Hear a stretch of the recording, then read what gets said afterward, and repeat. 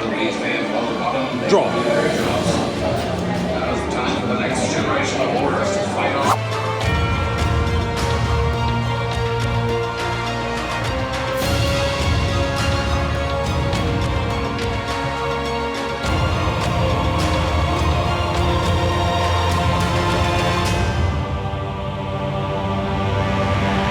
Bonjour, ma'am fam, and welcome back to our Universal Epic Universe Portal Guide series.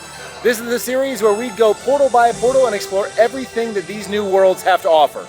Today we are at the Wizarding World of Harry Potter, Ministry of Magic. This is the third Wizarding World of Harry Potter here at Universal Orlando after Hogsmeade and Islands of Adventure and Diagon Alley in Universal Studios Florida. And I am so excited to go through the portal and enjoy everything from the brand new attraction to the food to wand magic and every magical wizarding wonder in between. So let's go. Accio video. That was a very smooth wand. Smooth, right? Yeah, I'm well gonna done. crush. Yeah. Yeah. And here's your spoiler alert for this video. We are going to be filming everything we're allowed to inside Wizarding World of Harry Potter Ministry of Magic. So if you don't want to see what inside the portal looks like, what the queue looks like, what the restaurants look like, maybe this video isn't for you. As always, the portals as you enter these worlds are incredibly detailed. Here in the center you have a quote from Dumbledore from Harry Potter and the Prisoner of Azkaban.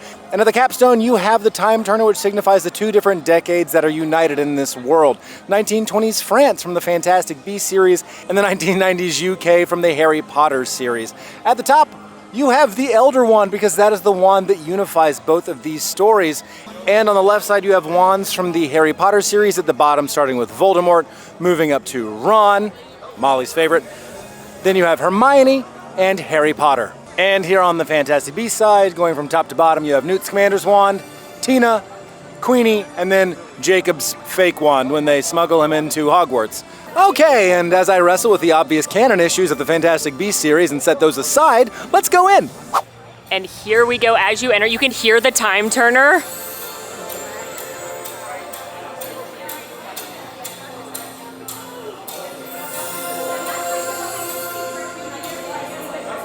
As it's taking us back to 1920s Paris.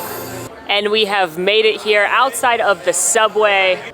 We continue in through this little Muggle park and are greeted by this absolutely unbelievable in scale arch. It's called the Phoenix Arch. Actually, we'll show you why in a second. That greets us into Wizarding Paris. And this world is so overwhelming in scale. It is so big and grand when you come in here and it unveils itself. The first look down Place Cochet, well, some people find it to be an emotional experience.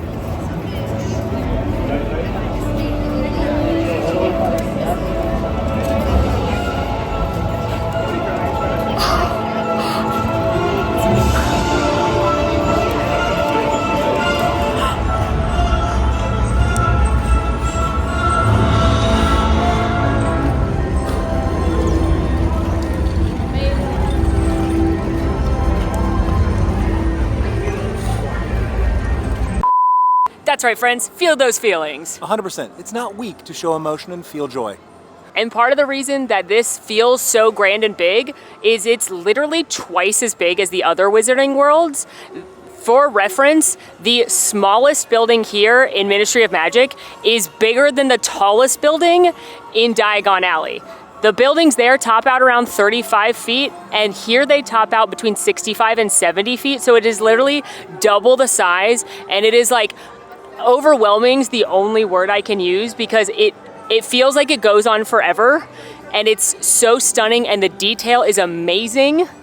And we are gonna definitely spend time today looking through each of these windows, doing some wand magic. Actually, some of us need to buy a wand.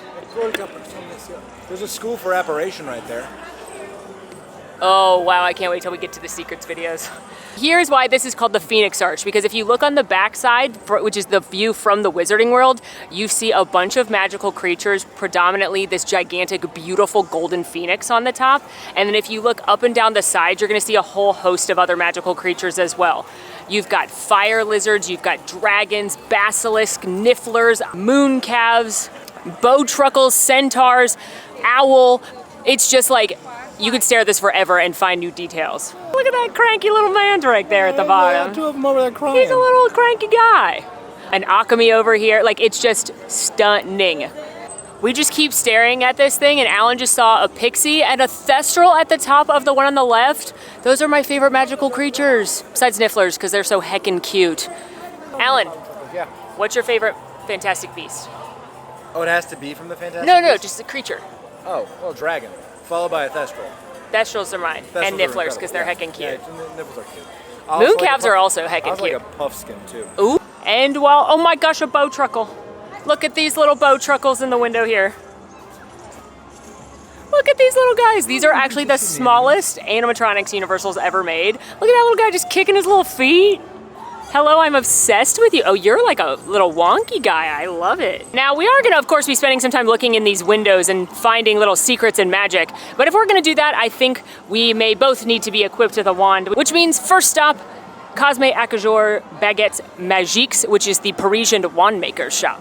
Now, unlike Mr. Ollivander, who believes the wand chooses the wizard, Cosme, our premier Parisian wand maker, believes that the wizard influences the wand. All right, well, this is both of our first time in Cosme Acajor, so let's go look at some baguette magique. Magic bread. Magic bread, yeah. Ooh. Wow. I see the pixies holding on. I love that the wand are like the lights. Those are all wands. That's so cool. Bonjour, Cosme. Good. How are you? Oh, Mwah, mwah. Always fashionable. I love this. Thank you. Thank you for coming in to see me today. Yes. What is your plan? He needs a wand. You have come to the right place. Yes. Seems that way. Have you not visited me before? No, it's our first time to visit you. Oh, may I have the pleasure of your name? Alan. Welcome. Thank you. All of my designs are in the glass cases. Oh. If you want to see them together, Alan. Of They are course. here on the blue mat. I find this to be a little overwhelming to see Oh. all so much beauty all at once. But that is lot just of one. beauty at once, yes. Yes. And of course, my designs come in the signature triangle one box. You will notice the triangle, a very strong shape. Yes. Sports a great deal of weight. Can be a little bit sharp, like moi, from time to time. I fear I must leave you, but I will return. Please look around, see what speaks to you. As you know, it is the most important decision which always one can make to choose their own wand. Au revoir. Alan. Au revoir. While Alan peruses which of Cosme's beautiful and intricate exclusive designs he would like to purchase, let's talk a little bit more about some of the amazing things in the shop. For starters, this gorgeous light fixture that we were both transfixed by when we walked in. It has over 800 crystal wands on it. And then again, it's got the little pixies up on the top. And if you read in the brass there are different spells carved in. I see Obliviate, Nebulous, Scourgify. Amazing. Oh my gosh, as always in these places, you gotta keep looking up. Up here, there's another wand structure. You can see it's made of wands coating up, and then it looks like this shop goes on forever. I assume this is Cosme's personal office, so we're not allowed up there, but you can see some of her designs and her materials and her little books and all of her notes. And then around the shop, you can see these beautiful displays of the Cosme exclusive wands that you cannot get in the other Wizarding World locations. And they're like stunningly beautiful. Look at this one. Alan is trying to decide between a few. Ooh, this one, based on the display alone, might get me buying another wand. Look at this one. Look at that one. These are so beautiful. Now, unlike some of the wands that you can find at Ollivander's locations, these are not themed to a specific character. They are themed to different elements that you could see throughout the Wizarding World, as well as different woods. For example, you can see this one has been inspired by mermaids and is made of willow.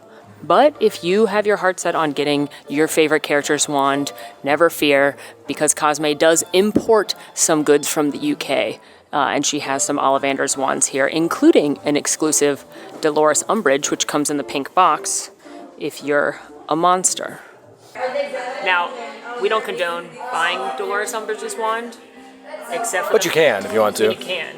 Look at how all the cute it is. lace. It's so Ugh. stupid and cute. But it's also Evil. Evil. evil. I literally own Voldemort's wand, and I can't bring myself to buy this one, even though it's pink. But, you know.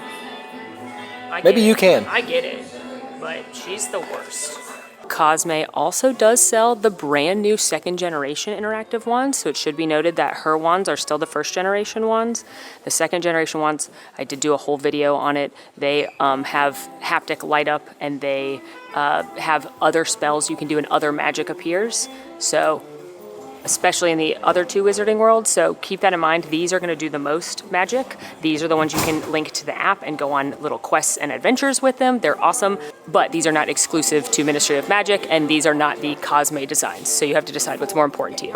Throughout the day today, as we do our wand magic, we're going to use both wands so we can say if something cooler happens with one versus the other. Have you made your decision? This is the acacia wand, if I may. Ooh. It says that it's understated, so I also like the fancy box, as she pointed out. Now, along with all of these baguettes magiques, you have other merchandise items like keychains. Oh, what looks to be, a very interesting wand pin. Another, the chandelier that says a pin. I absolutely love the chandelier, by the way. You have a purse that can be found here that is used to hold the very distinct triangle wand box, as well as a wand holster belt, and another wand bag.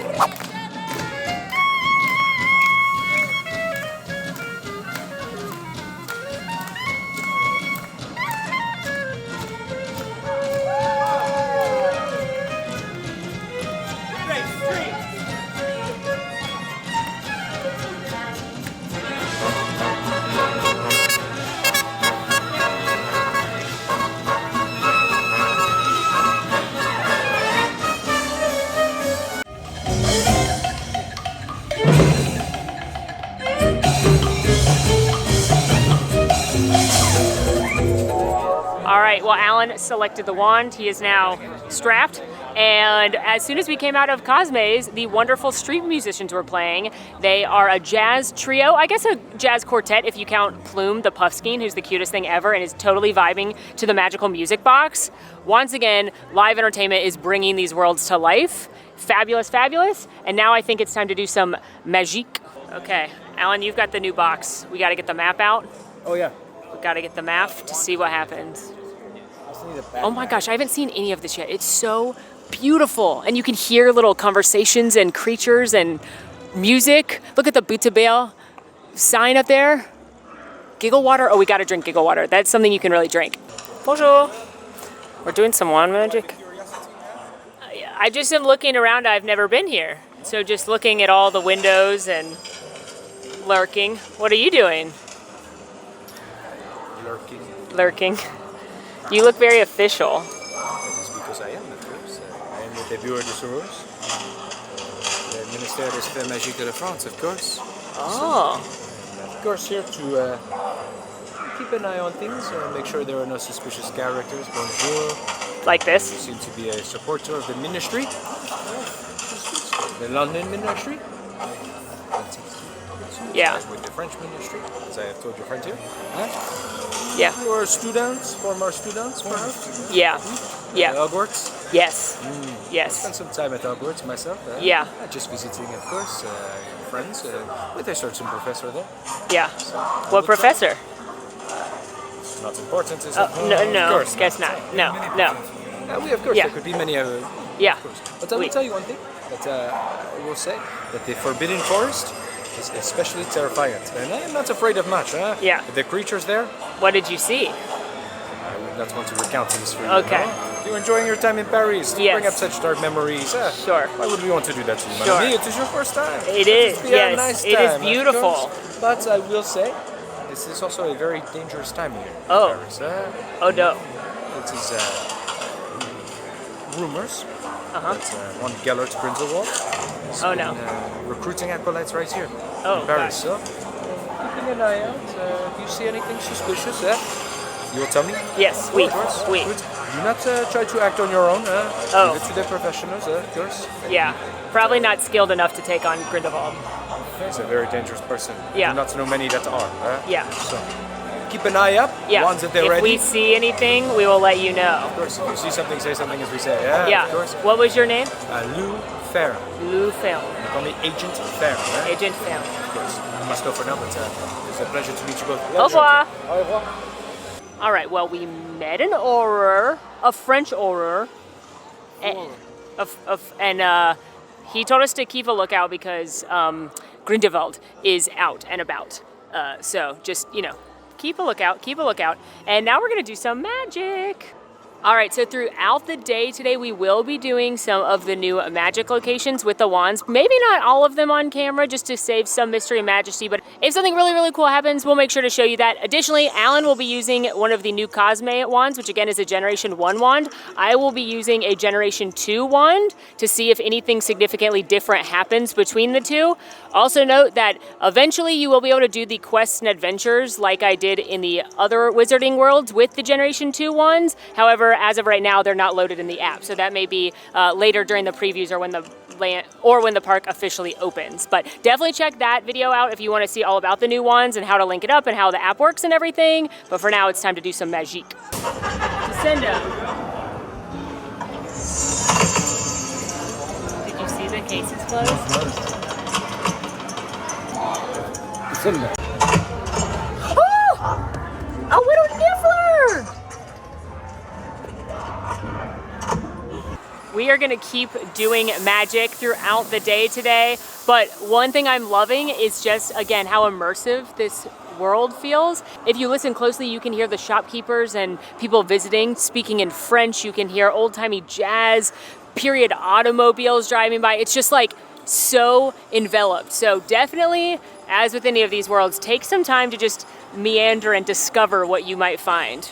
And here you have the French Ministry for Magic behind this large wrought iron gate. And the entrance to it, as Molly is skipping towards now, is here in this lift device.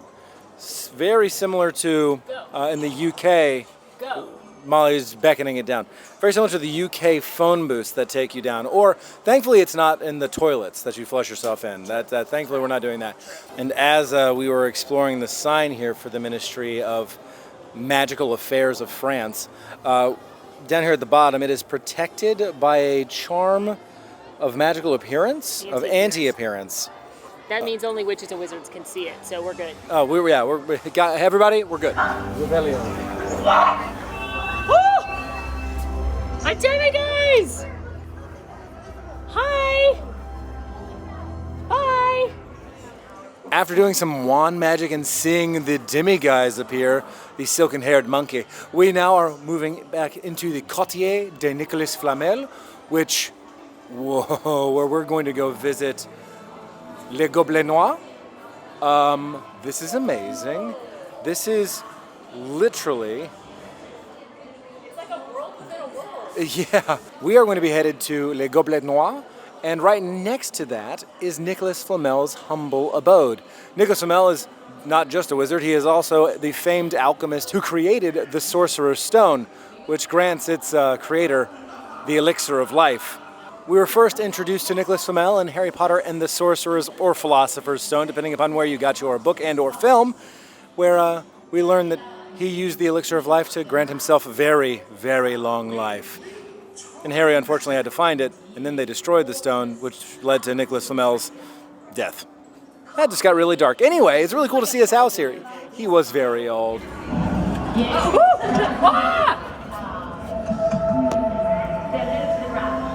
Whoa! Oh, the music!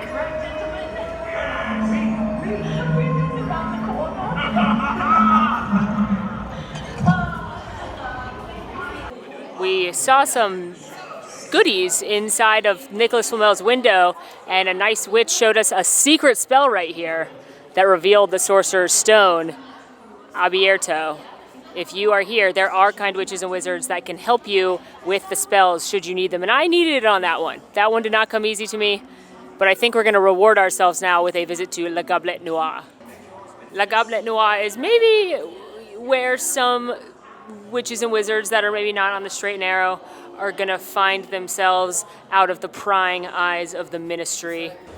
I love this here. We have La Maison des Sessuis, which is the coffin house, or the House of Coffins.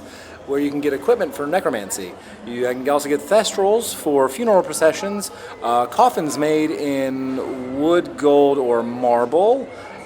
You also have, please don't mention the Sorcerer's Stone, because these folks want you to die. They don't want you to live forever. You know what? The funeral business exists, and we shouldn't punish them. Also here, Hold on. Behind the scenes, got to get the Google Translate. well, it's the Society of the Protection of Acromantulas, Oh! which Tatian Tarantul is the president of the society, where they investigate illegal acromantula Trade, the Trade? illegal immaculate trade, and they ethically source the venom for use only in potions. Haggard would like this place. We could spend quite literally all day with the Google Translate app reading every single sign. Hello, bonjour. Thank you. But we are headed into Le Gobelet Noir, which is a little darker tavern where witches and wizards from all over will gather. And the food here isn't going to just be French like at some of the other locations. It's going to be kind of like home-style cooking across European fare, because this is where you'd come if you were a little homesick. I feel like we need Hermione and a rune translating app here. Yeah, ancient runes. Ancient runes. And you've got the cauldron, and it's very like dilapidated in here. Oh, look at this cool mirror with the buck on it. I love how so many places in this park just like hide themselves and then they unveil themselves. Look at the big taps for your butterbeer. And I think there's going to be exclusive Wizarding World beers here too. We can't wait to try. Seriously, I'm obsessed with it. Oh my gosh, look at this. And then it just unveils itself. Oh my gosh. It's just like...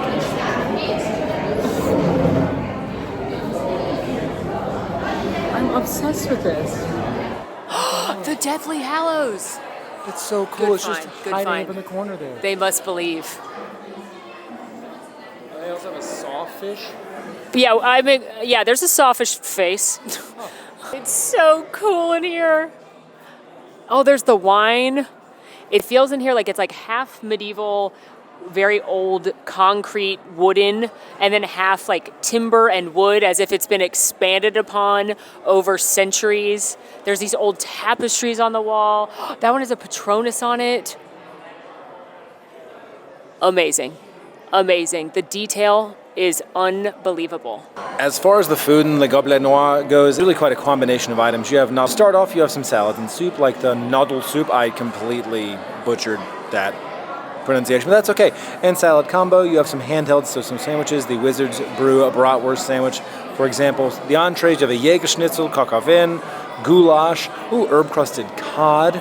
Desserts, you have things like the baklava, which looks incredibly tasty to me. I love baklava. And of course, you have their specialty beverage, Le breuvage sombre du Gobelet Noir. So that sounds interesting. I'm always wanting to... Oh, yogurt popping pearls included on that. How fascinating.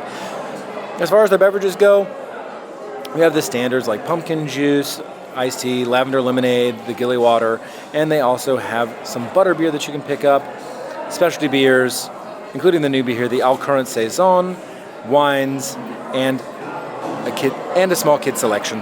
Honestly, this restaurant is blowing my mind because it continues on and on and on. It's like room after room after room, and just the detail and the antiques and the cobwebs and the artwork. And I was reading a bunch of ads on the wall, most of them in French, but a couple for places in Diagon Alley advertising to those out-of-town guests that visit here. Also signs warning you of Grindelwald, ads for goblet-made wine. Like, it's just amazing. All right, bevies have arrived. Going from left to right, we have the specialty non-alcoholic beverage, and I'm going to once again butcher this pronunciation, but go along with me. It is Le breuvage sombre du Gobelet Noir, which is they describe as a deliciously dark brew, conjuring unique flavors of mixed fruit and topped with the Eye of Plimpes, or yogurt popping pearls. We all look really thrilled about that. We picked up the new exclusive beer to the Wizarding World of Harry Potter Ministry of Magic, the Alcurrent Saison. If you wanted to pick up some of the other brews from the other Wizarding Worlds, you can. They have the Daisy Brew, Draught, and the Wizard's Brew on their menu.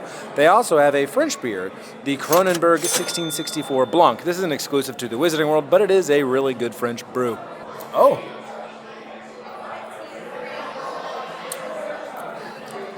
Huh.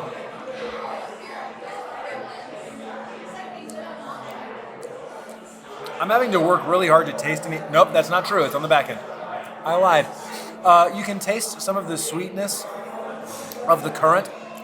It's like giving red fruit, like sort of like raisin-y type vibes on the back of a Saison, which is a really light, weedy beer. If you are a fan of lightly fruited beers that you can drink out in the heat, this is going to be right up your alley. Very tasty. That might have just beat the Daisy Root for my favorite wizarding beer, but I get to try this now, which color alone is stressing me out. I don't like things that dye your face.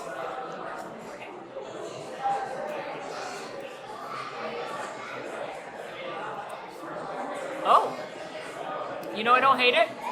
It's definitely sweet, but it has tartness to it. It kind of tastes like a sweet tart candy.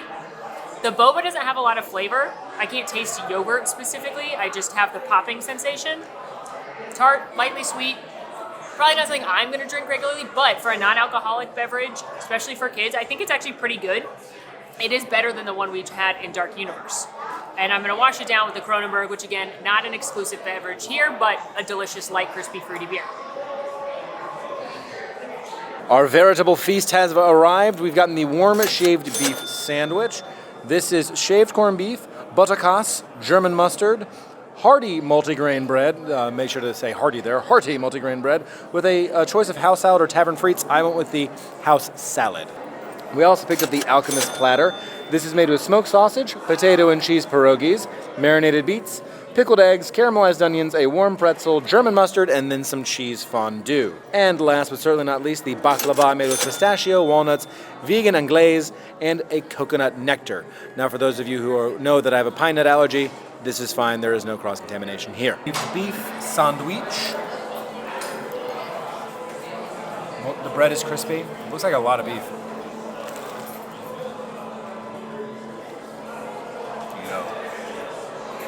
I will come back for this.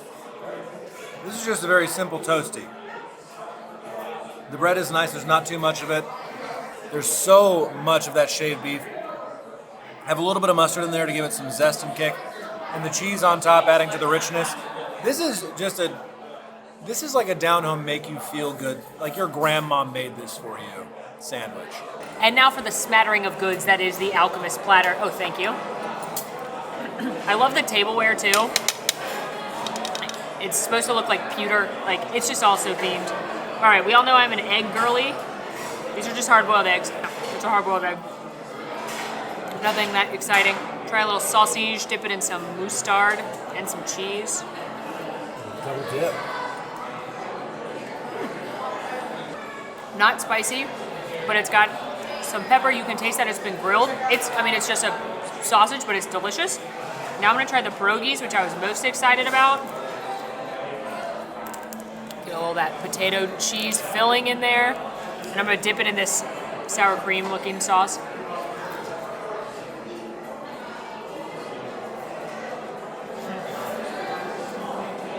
If you like mashed potatoes, ooh, and you can taste the cheese in them, these are a winner. I wish you could just get the pierogies. And then last, the pretzel, which just looks like a standard pretzel rod. I'm gonna obviously dip it in the cheese.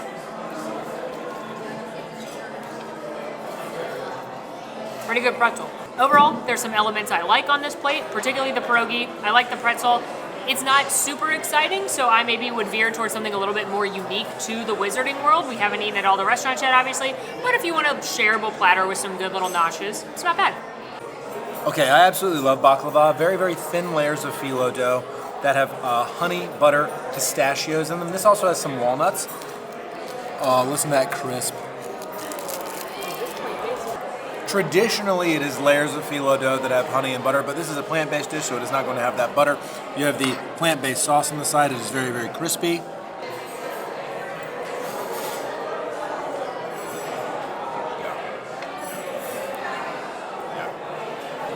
This is a very good baklava.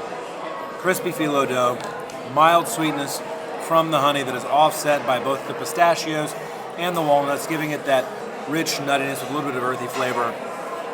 This is a perfectly balanced dessert. It's not going to blow you out of the water by being super sweet. I would 100% order this again. Upon eating more of it, the coconut anaglaze is not very good at all. The baklava is still really tasty, but if I were to order it, I would order it without this coconut sauce. And an additional arrival at the table, one of our friends is kindly sharing their Black Forest cake with us, which is a cherry-soaked chocolate cake with chocolate mousse and cherries encased in a crispy, crunchy chocolate shell. It's beautiful. I hope it tastes as good as it looks. Getting a bite here with everything, I definitely thought this was going to be softer, but it's kind of a crispy, crunchy chocolate shell. Getting some cherry from the inside.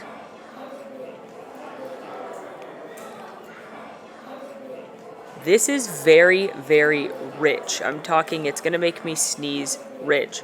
If you are a chocoholic, this dessert is for you. It is creamy, it is dreamy, it is high quality chocolate. I wish there was a little bit more cherry tartness, but overall this is a very solid dessert. Well, lunch was delicious, very filling. Yeah, that We'll was be coming back. definitely coming back. They're trying more things on the menu, and then after we finished, we did a few more little spells around here, including the other secret spell in Nicholas Flamel's window. Alan did that one and got, I would say like a future reading of what happens to the Sorcerer's Stone. Yeah, it felt, it did, because remembering that we're in, In the 20s. In the 20s, it's predicting that this young wizard boy will find a stone. Who could that be? Who could say? He had a weird scar on his head. It was the whole thing. Yeah, classic. Brunette. And then we talked to the magic portraits, which is the first time ever that the portraits can interact with you. And you can just go up to them and talk to them, and they will ask your name and have a whole conversation with you. And then if you have a wand, they'll also teach you how to do a spell. Cachet, my darlings.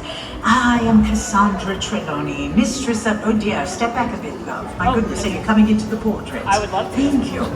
Yes, I am Cassandra Trelawney, mistress of divination and tessiomancy. Oh, I have the ability to look beyond the present. Oh, it is a gift and a curse. But what's a girl to do? Welcome. Is this your first time to Paris? Yes, we. Oh, wonderful. Isn't it exciting? Yes. Oh, I remember my first time. All the things you can see.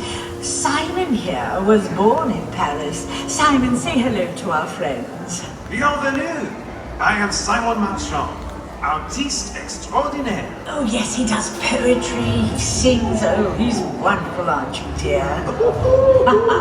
And over here is Sir Cadogan the Knight. I am Sir Cadogan, a knight of the Round Table at your service. Yes, welcome to our little corner of Paris. So what is your name, my dear? Molly.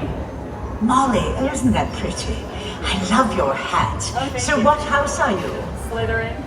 Ah, Slytherin! Well, isn't that exciting? Since you're a Slytherin, I'm going to let you choose. Okay. Would you like to do a bit of magic with Sir Cadogan, our knight, or Simon Marchand, our artist? Sir Cadogan.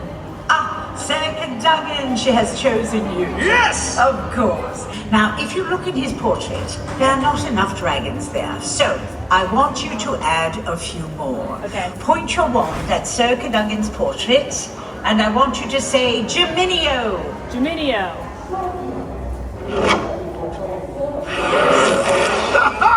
I want to feed you! Oh dear. No.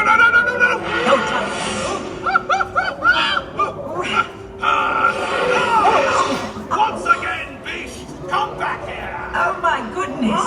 Oh, indeed. Bravo. What do you think, Sir Cadogan? Well done! Well done, dear. Oh, a Slytherin. So much power. Oh, that was amazing, my dear. Thank you so much. And thank you for not turning Sir Cadogan into a boat truckle. So, oh wait, I'm having a vision. Oh yes, I see you enjoying a butterbeer at Bar Moonshine. Or perhaps something a bit more potent. Probably that. All right, my darling. Thank you for coming to visit us. Au revoir. Have a lovely day in Paris. It was awesome. Very, very cool and interactive. I will say they spend a lot of time with each person, which is great, but pack those patient pants because they're going to make sure you have a very memorable and personal experience. They want to make sure everybody has a great time, including you, so just understand that. I just want to say, throughout this world, they have a whole host of adverts and posters that are placed throughout on the walls. Here you have the vanishing cabinet. You have an advertisement for the circus, that is actually in town, so we're going to go see that later. We have goblin wine, which, I mean, listen, I'm all here for, and chocolate frogs. It really is small details like this that make you feel like you are truly immersed in a world that is living and breathing, and that paired with the entertainment that we've already taken part in thus far, it really does enhance the whole experience in these worlds. Oh, look at our fountain with the little demi-guys. Is the plural of demi-guys demi-guises or demi-guys? A sign and go see the Mona Lisa. Oh. Wait. Interesting. Yeah, let's translate that. Obliviateur. You'll have a necessary memory? What is that? That's a bad attempted translation. Molly has the actual app.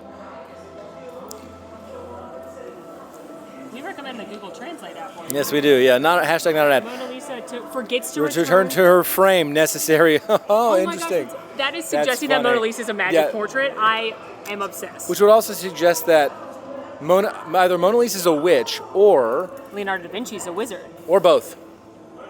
Amazing. Doing some window gazing and enjoying looking at different details. And here is the Dr.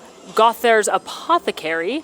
And you will, if you are a fan of the books, movies, and or Hogwarts Legacy game, you will definitely recognize some of these ingredients such as boomslang skin, flobberworm mucus, that's gross, horclump juice, asphodel, infusion of wormwood. Ooh, it's so fun to look in here. And it looks like at some point a spell will be here. Here we have a paper store, and because we are in France, they are selling notebooks for those students headed to Beaubaton, because that is the local school here. We also have Mademoiselle Malkin. Madame Malkin is her name in the UK, but it looks like she has a French branch as well. Very exciting for her. This is the robe maker where Harry goes to get his robes in the Sorcerer's Stone in Diagon Alley, and she has got some beautiful fashions out here. It is Paris after all. Unfortunately, it seems today, the day we happen to be visiting, her shop is closed. I wonder if that happens every day. Psst, it will. It's always closed. It's not an actual store we can go to, but it's beautiful on the outside. And right next door is the sweet shop, K. Rammelle, which we all get. Definitely didn't take me a long time to get that joke at all. This is the Parisian version of honeydukes or sugar plums. And if you look at the adorable details on the exterior, you've got candy and sugar versions of magical creatures like an Arumpin or a Fooper or a unicorn, a demiguise, little pastry-looking pastel frogs. We're headed in here. All right, so now let's head inside to K. Rammelle. Immediately it smells divine. Oh, there are macarons. Now inside you have a whole host of treats, ranging from things like cotton candy to what is over here. You have an entire butterbeer section, including the butterbeer chocolate bar, butterbeer jelly bean keepsakes.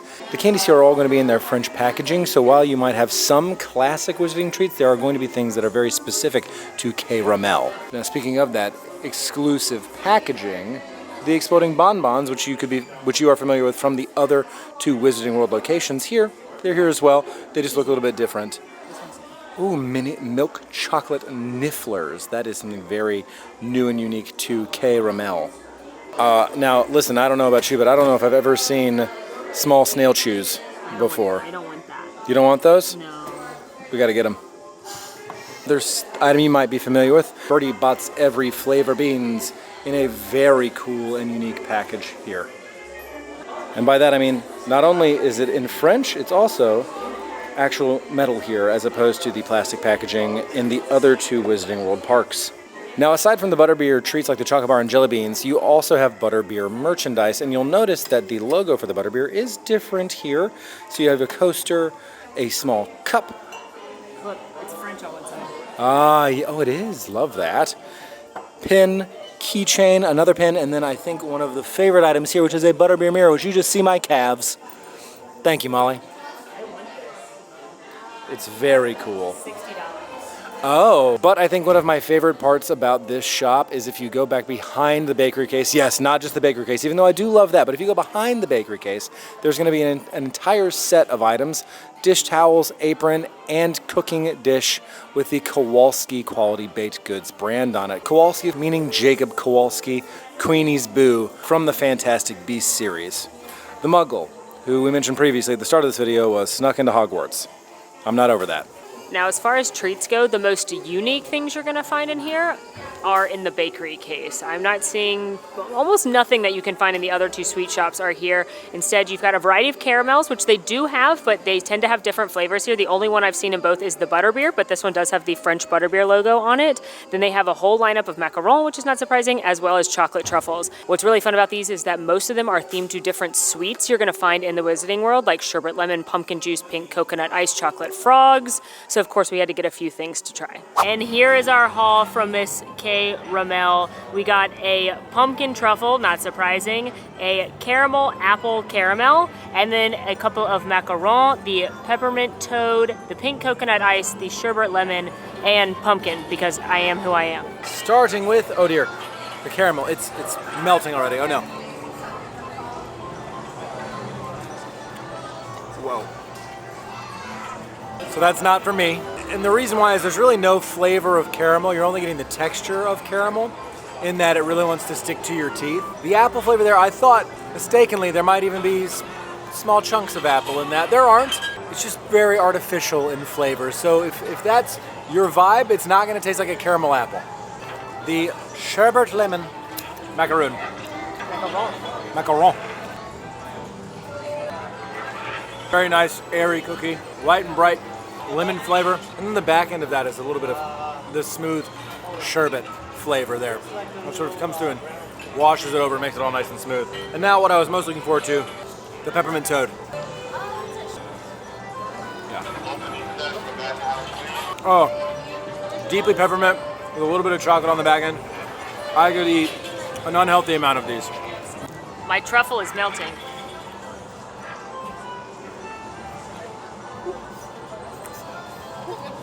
Yeah, that tastes like really good milk chocolate and pumpkin spice, which I'm into. Even though truffle's not normally what I'd go for, that was quite tasty. Continuing with the pumpkin macaron. Oh my God. I like pumpkin on its own more than pumpkin chocolate. This is for the pumpkin spice girlies. Not super sweet, not artificial pumpkin tasting like a pumpkin spice latte. Sweet little cookie number, and then the filling has got those autumnal spices, your nutmeg, your cinnamon. This is amazing. And lastly, pink coconut ice. As a coconut lover, you need to be a coconut lover to enjoy this, but it's not overly sickly sweet. Doesn't taste like sunscreen. Again, these are really well-made macarons. I would recommend if you want a little treat, and I think the flavors are really fun. You know, I adore these porcelain plates here. What I don't adore is the smashing that's happening in there as they're all being broken. What is happening in there? Somebody needs to talk to the Grand Sorcery Helene Aplas and let her know that somebody's destroying her plates. Just a few more details. First of all, look at all these beautiful copper pots here. I love the tall tower of the cauldrons, and I love that you could have a copper pot in the shape of an owl or an alchemy if you so desired. It looks like there will be magic here at some point too, but there's currently an anti-jinx spell on the location. And then we were looking in the flower shop window here earlier to look at the bow truckles. I was so distracted I didn't even notice the ritual plum tree, which you may recall Luna Lovegood has one in her yard. And this is the first time we saw the difference between the Generation 1 and Generation 2 wands, where when I performed the spell, the Niffler just did a little cute dance, which was indeed adorable. But when Molly did the spell, it actually followed around, the Niffler followed around the lit tip of her wand. Hello! Good, we saw a Niffler. Did you really? Yeah, we saw him. Thank goodness. Yeah, I got him back. You told me to shake him. Oh my goodness. Yeah, you told me to shake him and it worked. Perfect. It worked. Oh, I'm glad to know. Look at that, the power of gravity. What have you guys been doing? Yes, we're on a class assignment looking for magical creatures. So Okay. that's very, very helpful. There's a Niffler over there. Yes. A demiguy's over there. We keep hearing that, but they're invisible. Yes, they can turn invisible. Yes. How did you see it? Magic. We did a spell and he just... Revelio. That's a very that's good clever. spell. Yeah. Don't you have a book that teaches you this kind of stuff? From We do, but we don't know where it is. To be clear, Isn't that your book? Oh, I'm sure Newt, is that Newt's book? Yes, it's a Yeah. She does have a point. It says where to find them. Where to find It them? didn't tell us to find it. It doesn't tell necessarily how to find them. Oh, that's Just good. where. It's not how it's. Very specific. It doesn't say that Revelio charm will reveal. I think you should edit it. I'll talk to Newt, see if I can get him to add a little more Some info. publishers know. Yeah, just some, you know, he's very advanced. Maybe the rest of us need a few more notes. He's busy. Yeah. Oh, Yeah. I definitely could use a few more pages Yeah. myself. Yeah, absolutely. It So, can be a second edition. second edition. Fantastic Beasts, where to find them for beginners. What is your name? Molly. Edited. Molly and Newt. Yeah, teamwork makes the dream work. Edited by Molly. Yes. There we go. Yes, that's perfect. Thank We you. should tell Madam Ross about that. Maybe she could pass it along Yeah, to him. she might see him. I Yeah. need to practice my rodeo song then. Yes, good thinking. Yeah, try it over that way. Over this way? Yeah, yeah. Okay. Yes, So much yes. fun. A bientôt. You did it! I'm so proud of you. Thank you. We ran into some of the locals. Well, I should say one local, the Beaubaton student, and some exchange students, one from Ilvermorny in the United States and one from Hogwarts, of course, an exchange student from the UK. I love that they are walking about. We were talking to them about some fantastic beasts. We had seen them earlier and they remembered our conversations and we're bringing that up. So once again, the atmosphere entertainment really bringing these worlds to life. Last time I was here, one of them brought out the Monster Book of Monsters, so you never know what could happen. But now we're gonna pop into Galerie Mirifique, which is the department store here at Place Cochet. It is Art Deco inspired.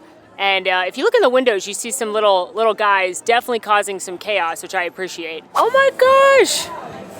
It's so beautiful in here.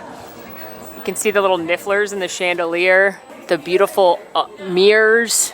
Oh, look at all these trophies up here for different Quidditch winners. Old school style Quidditch equipment. Oh, I guess that makes sense. Up here's the Quidditch and sports floors, but we are down here on the ground floor looking at the apparel, if you will. But I probably could take this elevator if we needed to get up to the Quidditch section. Oh, how sweet. You've got the toy section up there too with the blocks with the different icons of the Wizarding World, like the Sorting Hat and a golden snitch and an owl. Now, I'm not gonna point out every single item in here because that would be really over the top, but I want to highlight a few cool things, a few collections.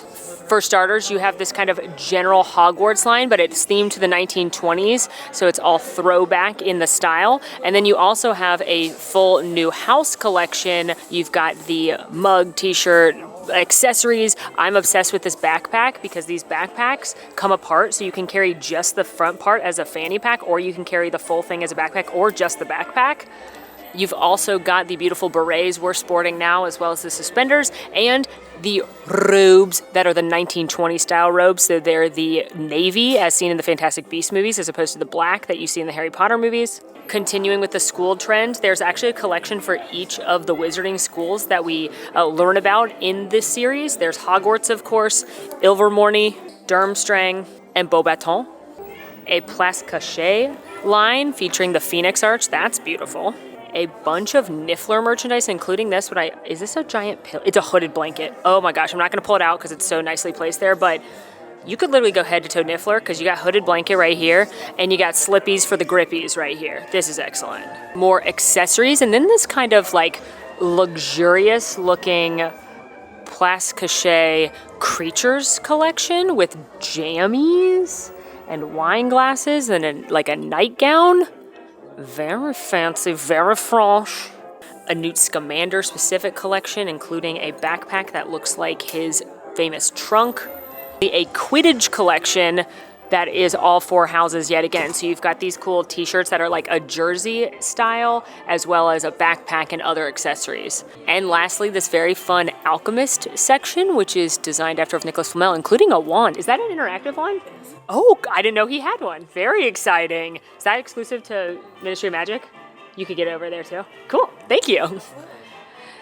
And so you have this fun Nicholas Flamel alchemist merchandise as well. Thank you. What I love about this is that pretty much all of this is exclusive to Ministry of Magic. I'm not seeing much that you can get in Diagon Alley or Hogsmeade, which does make it feel really special.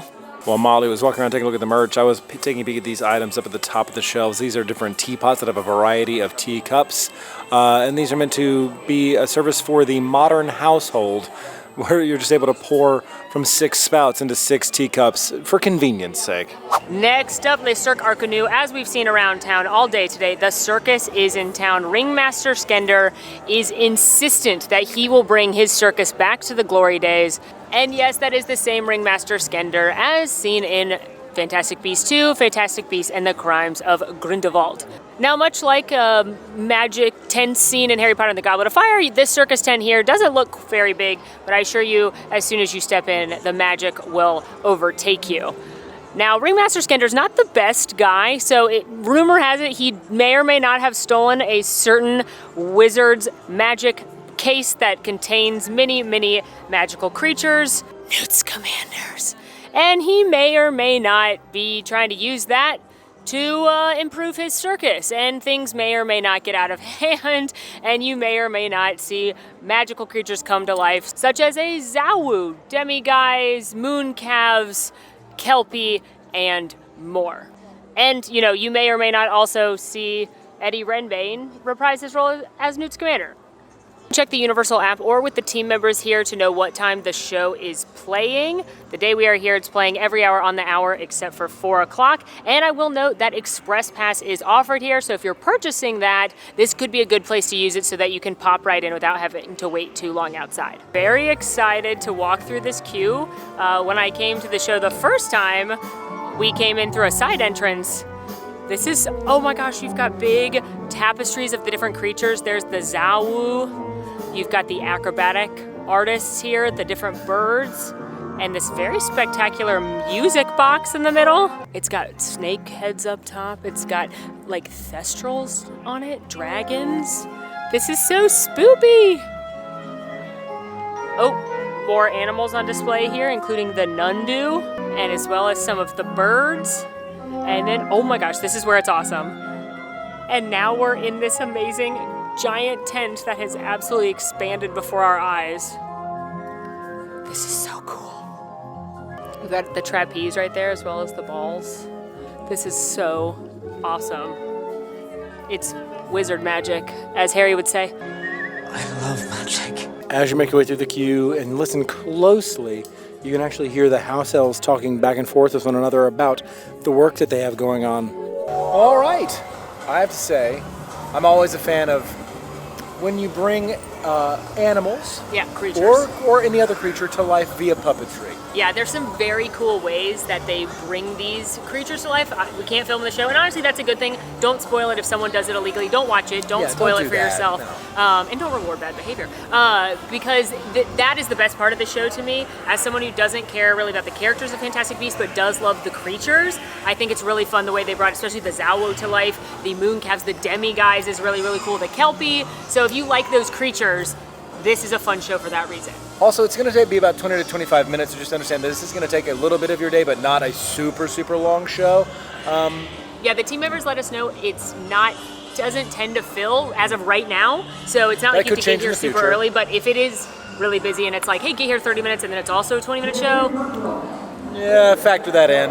If you're a really big fan of the Fantastic Beasts franchise, or you love the Fantastic Beasts, then it might be worth it for you. Otherwise, if the line is short and you're able to hop inside and get in there, air conditioning. Yeah, it's worth seeing. Okay. Continuing our exploration, and here is a bakery that's unfortunately closed and we can't go in there, but I wish we could because I want nothing more than to eat this bread, these pastries in the shape of an Akame, Niffler, a Rumpet, and Demiguise. Like, are you kidding me right now? Universal, make these exist. And now, friends, it is time for the main event here in Wizarding World of Harry Potter Ministry of Magic.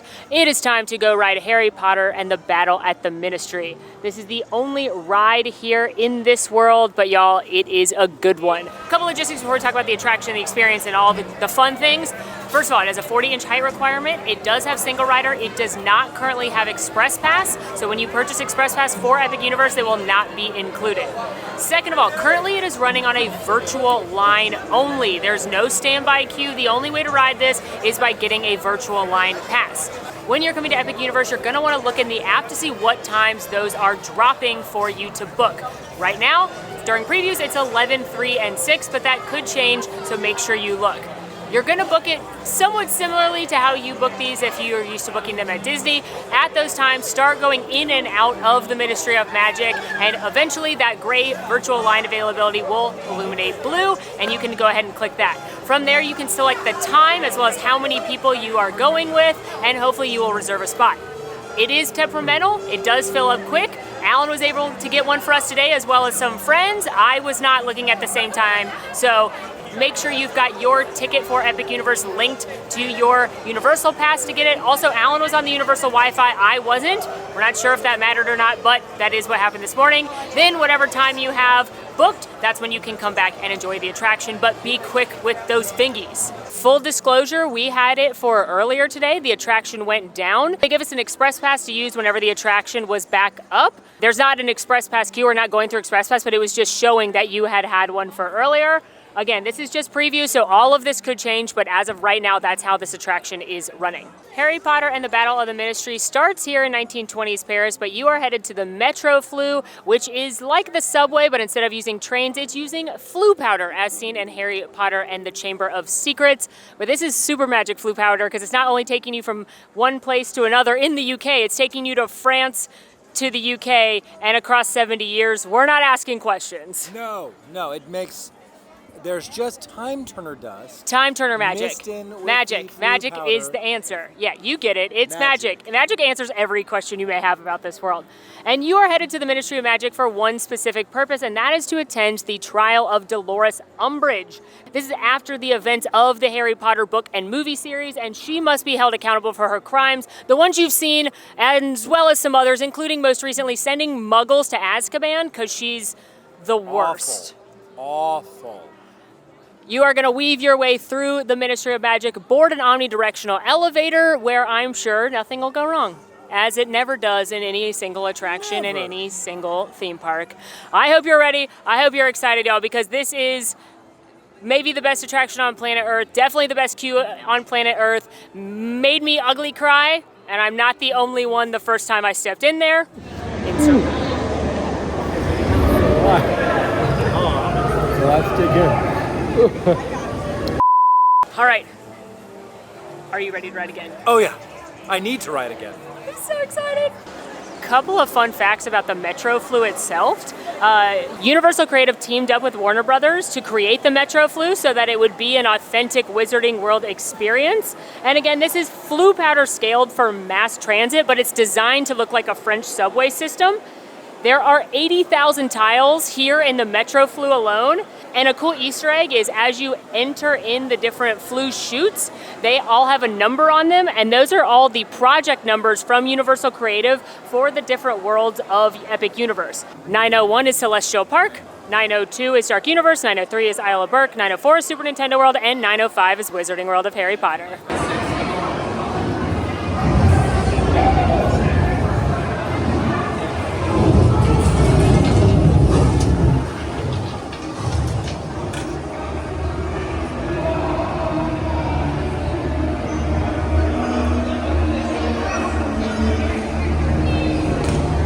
It is just spectacular entering the Ministry of Magic. Now there are other flu grates, they are closed right now, they're sweeping in progress, but there is this massive flu grate here, and it is flu for giant use only. So we do know that some giants are apparently entering the Ministry of Magic through this massive flu grate. Yeah, it's a banger, it's a jaw dropper, but a cute detail I've noticed is that there's a Mystery Munchies coffee cart right here. So if you were working today, this is where you'd grab your coffee. A couple things to look at when you get here. I know it's overwhelming, I'm getting teary again just because it's so, the scale of this cannot be overstated. Honestly, it's unbelievable. But Dame Imelda Staunton, who plays Dolores Umbridge, did reprise her role, and she actually came up with some of the ideas and the actions and the lines used because she had such embodied this character in the past. The Golden Trio is here as well, and honestly, they look amazing. I don't know what wizardry they used to bring them to this attraction, but they did an incredible job. Now, this part of the queue, the atrium welcoming you to the Ministry of Magic. Notice the enchanted weather ceiling. The Fountain of Magical Brethren has been restored after the battle of Harry, Voldemort, and Dumbledore and Harry Potter and the Order of the Phoenix. But if you notice, it's the nicer version of the Fountain of Magical Brethren. It's not the one that Voldemort puts into place that you see in Harry Potter and the Deathly Hallows, where the Muggles are in their, quote, rightful place. This is the nice, happier version of that, where different creatures are all equal. We appreciate that. There are over 125,000 tiles in the Ministry portion of the queue, and they worked with Leavesden, where the original Harry Potter movies were filmed, to make sure they had the exact right shades of green and red, and then it's going to turn into a purple gradient, and then, of course, pink when we get near Dolores Umbridge's office. Throughout the queue, as well as the attraction, we're going to weave our way through notable places in the Ministry of Magic, the atrium, Dolores Umbridge's office, places we saw on screen, places we only read about in the stories. There's Minister Kingsley Shacklebolt. I mean, it's just how they did this, the scale they did this, it's unbelievable. There's also a cart that would be selling newspapers, letting you know the big news today, Dolores Umbridge's trial is happening. Behind the Fountain of Magical Brethren and this massive poster hanging from the ceiling, you have what is, I think, just a beautiful execution here, as it looks as if the Ministry goes on and on and on. You see letters flying from office to office. This is a stunning bit of work. I shouldn't say bit, a stunning huge amount of work that has gone into this queue. After exiting the main entryway of the Ministry of Magic, you find yourself in the registration desk area, or multiple registration desks. There are some wanted posters for well-known Death Eaters like Electo Caro here. But this, if you recall from the books, when Harry goes to the Ministry of Magic in the 5th book, the Order of the Phoenix, this is where he would have registered for his access when he was going inside the Ministry that day. On the 2nd floor, you have a wanted poster for Fenrir Greyback. He is a awful, awful person / werewolf. And on the other side that we'll get to see here in just a moment is the Corbin Yaxley wanted poster. Another Death Eater poster. Oh, way tippy top up there is Amicus Caro. He's the twin brother of Electo, who's down here. But my favorite Amicus Caro story, my book nerds, you guys will get this one. I wish this was in the movie so bad. In Harry Potter and the Deathly Hallows, Harry is hiding in the castle. He should not be there. It's been taken over by the Death Eaters at this point, and Amicus Caro spits in McGonagall's face. Harry is hidden in his invisibility cloak in the room, could have gotten away with it, but he rips off his invisibility cloak. Cruciatus curses Amicus, knocks him out with the pain, and McGonagall, in her stun that not only did Harry just appear out of nowhere, but he did an unforgivable curse. She says, "Potter, what were you thinking?" And he says, "He spat at you," because Harry admires McGonagall so much. And that's like one of my favorite moments that did not make the films. And that's all I can think of looking at this wanted poster. I just think this is so cool. Here in this room, you are watching a map of the Ministry, all the different segments that can be found here. We've got people moving in real time throughout the Ministry itself as the different offices are shifting, the elevators are going. Is that a Kelpie in the Ministry? Is that a Kelpie in the... That is a Kelpie in the Ministry. Well, you also have a fossil right next to some of the offices. Oh, some letters are going out. And you actually... Wait, you hear them. You hear them fly over top. That's so cool. I could watch this for hours and... Oh yeah, the night bus. I could watch this for hours and not lose interest. If you look across the top and sides of this map, there are a whole host of announcements. Welcome to the Ministry of Magic. Let's see, Trial of Dolores Jane Umbridge and Courtroom 10. All available aurors. Please report to the court chambers. Please be on alert for any dodgy behavior or suspicious beings. Oh, a train is arriving. Oh my. Oh wow, and you also see the flying Ford Angela going by. And now we have entered into the Hall of Former Ministers for Magic, which unfortunately includes Fudge, but also includes Kingsley Shacklebolt and these rather jaunty wig-wearing fellows. So this is a very fun thing, and you actually hear them interact with each other as they chat about the upcoming trial of Dolores Umbridge. Molly is pointing at her queen, Millicent Bagnold, with a, she says, an 80s icon with a really cool shoulder pad inserts. And now that I've transitioned to this angle, you can see the bust that sits up there. Oftentimes, his eyes are moving now. Oftentimes, he will also speak to the other ministers for magic. They all have portraits, but But Alec Gamp, he is the first Minister for Magic, so he gets a nice marble bust. Just the detail knows no end. You've got a cleaning machine here sweeping up some papers, and then I just love the little coffee cups and pastry bags from this morning with the ministry branding. And as you can see now, the tile has transitioned to this purple, and it will soon be pink as we head into a certain someone's office. Good to see Moody's eyeball isn't here anymore. But you can tell it's her office because, well, duh, the nameplate, but also the pink curtains.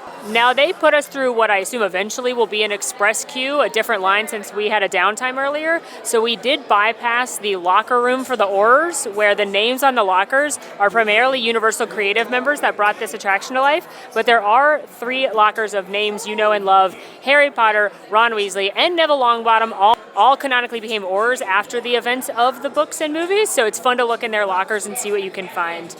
Even though Neville primarily becomes the herbology teacher at Hogwarts, but he has a short stint as an Auror.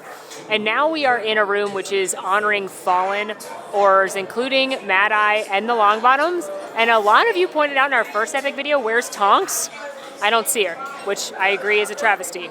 But if you look at this board right here, you've got all of their evidence to arrest Dolores Umbridge, including wanted lists, suspected supporters, case files. I love check with Arthur about the brooch. That'd be Arthur Weasley. Obsession with pink and demonic cats. The moving portraits. It's all just chef's kiss.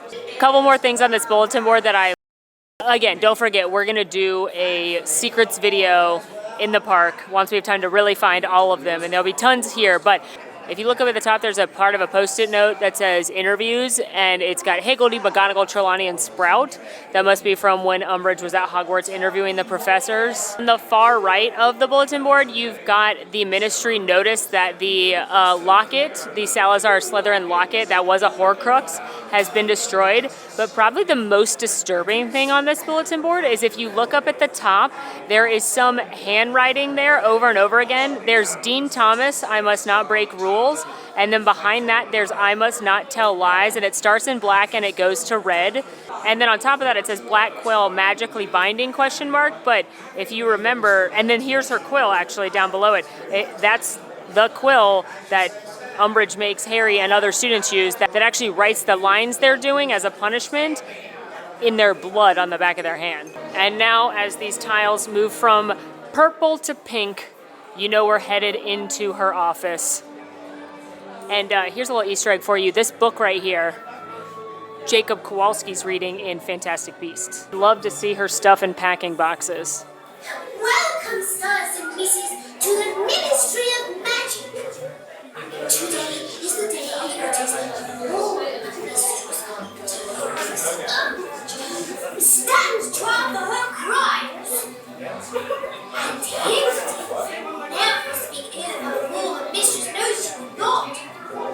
But if she did, Higgledy would probably say that Dolores Umbridge is a horrible, nasty woman who deserves to go to jail for a long, long time. But Higgledy is not saying that. Miss Hermione Granger is a friend to all house members. She fights for freedom and for elves to be receiving pain. Yes, she does. Made it through Umbridge's office. It's, of course, like pink and lace and cats. Threw up all over in there. I love the cat plates on the wall. You can see some of her documents, tracking files. I don't love that it exists, but I love the Easter egg of the mudbloods and the dangers they possess. Pamphlet on the floor, which you may remember from the books. And of course, we love Higgledy and her gripper. She is Dolores' former house elf, telling you a little bit about what the day will encompass. She says she can't speak too poorly of her, but she definitely thinks Dolores Umbridge should pay for her crimes. She also, I love this little book reference right here, talks very highly about her hero, Hermione Granger, who's coming today, and who she gets to help assist throughout the Ministry because Hermione fought for the rights of all the elves. And that is a reference to the organization Hermione founds when she's at Hogwarts, SPEW, not SPEW, SPEW, which is the Society for the Promotion of Elvish Welfare, and she wants to fight for house elves to have rights and freedom and get paid for their work. And I love that they made that reference here since it's not in the movies at all. But that's why Higgledy gets to come with us because she's escorting Hermione to the trial, which is so cute. Now, as we approach the loading area for this attraction, the ride vehicle is an elevator that moves in many directions, so an omnidirectional elevator that seats 14 people, and in my opinion, is one of the most, if not the most technologically advanced ride system that Universal has put out yet. It is absolutely incredible.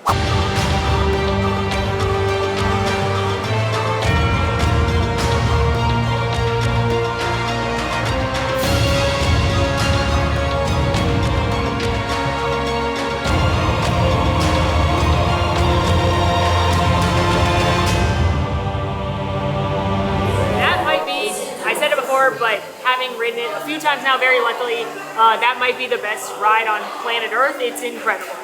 Also, sorry you're so close to us, a little loud in here, so Yes. want to make sure you can hear us. The blending of very advanced animatronics along with screens that are executed well. I know people often like to drag the idea of having screens, but these are unlike anything you've seen before. And that ride vehicle, I could spend hours gushing over that vehicle. It's just so technologically advanced. The way they've blended practical sets with the magic of bringing different characters to life, the way that you don't always know what is real and what isn't, the animatronic, everything is incredible. The music, the creatures. I don't want to give out spoilers of the plot or anything, but just know things do not go well when you head to the trial. But they end up all right, and it is an incredible attraction. It is a pain because of the virtual line, because it goes down a lot, but I think it's worth fighting those hurdles to get on this attraction because it's that incredible. Well done, Universal Creative. It's amazing. Now, as far as motion sickness goes, I know a lot of people want to know that on this one. Nowhere near as motion sick for me as Forbidden Journey. No, same. Some people I do know the way the elevator moves kind of gets them a little bit with some of the scenes. So I wouldn't eat right before if you tend to get motion sick on attractions, but there's no big thrill moments, there's no big drops. It's mostly just you moving through space in fun and new ways. And it's not going to be anything that's going to be jostling you about. Yeah, so I think motion sickness much lower than a lot of other attractions that some people feel about. And now, we move into a gift shop. What? Also, if there are downtimes, which there probably will be, two things actually. With the virtual line, we still waited about 45-50 minutes to get on the ride, so just because you get a virtual queue spot doesn't mean you're immediately going to get on the ride. No, there are a lot of technical issues with this ride. It is likely going to close at some point during your vacation. It's a brand new ride, it's very technologically advanced, but it's worth all the hassle of trying to get the virtual queue and deal with that and everything. But most importantly, if it does go down, do not take it out on the team members. They want this ride up and running more than even you do. Yeah. Okay, so be kind, pack your patient pants, and please don't take out your frustration on team members. They're here to help you. This gift shop is called Tour en Flux, and it is primarily features gifts for the travelers, the global travelers around the world. And it's got a lot of Battle of the Ministry, attraction-specific merchandise, Ministry of Magic-themed merchandise, Auror merchandise, so a little bit different stuff than we've seen in the other locations. A couple of things I'm going to point out. I love that the Time Turner is kind of like the symbol of this world, so you're going to see that on a lot of different pieces. You are going to see the Ministry of Magic collection right here, some of the Auror collection right here, and the Battle of the Ministry collection right here with the attraction-specific, lots of the creatures and things you see on the ride. I really love both these, the side crossbody, as well as I'm obsessed with the like fanny pack style with the Time Turner buckle on there. And I probably don't need this right now because it's gearing up to be hot, but I love the denim jacket. There's also Metro Flu specific merchandise, so that's really fun. You've got a lounge fly and a mug and some other cool Metro Flu designed items. And if you want it, there's even some more Dolores Umbridge merchandise, including a bow with a cat on it and this notebook right here with the cat plate. That's actually hilarious, I must admit. That's hysterical. And honestly, I kind of like the bow. I'm not gonna get it because she's the worst, but I do like it. And finally, they also have some of the new Hogwarts House collection here, a couple different shirts and accessories. As you know, we have been getting a blind merchandise item in each world as part of these videos. We have gotten the Ministry of Magic pin set. We could get a time turner, no, we could get the Department of Mysteries logo, an Auror logo, the Erumpent, the Chaser pin is the Wizigamot courtroom symbol, or most importantly, Higgledy. There were 2 bags Oh, in mine? there's 2 in each one. Who do you want? What do you want? Is there 2 in each one? Yeah. Oh. Okay. I think I want the courtroom or the Rumpet. I seriously need Higgledy. I need Higgledy. I wish it was her foot. I got the Auror. I got the Erumpent. Okay. Let's see what this one is. You are an Auror, so that does make sense. It does add up. I have to put that pin on. And I got the Auror again. And did we get the same one twice again? Oh my, if we got 2, did you pick them off the same thing No, I again? picked them off different shelves. Entirely different The universe wants us to have the same of everything.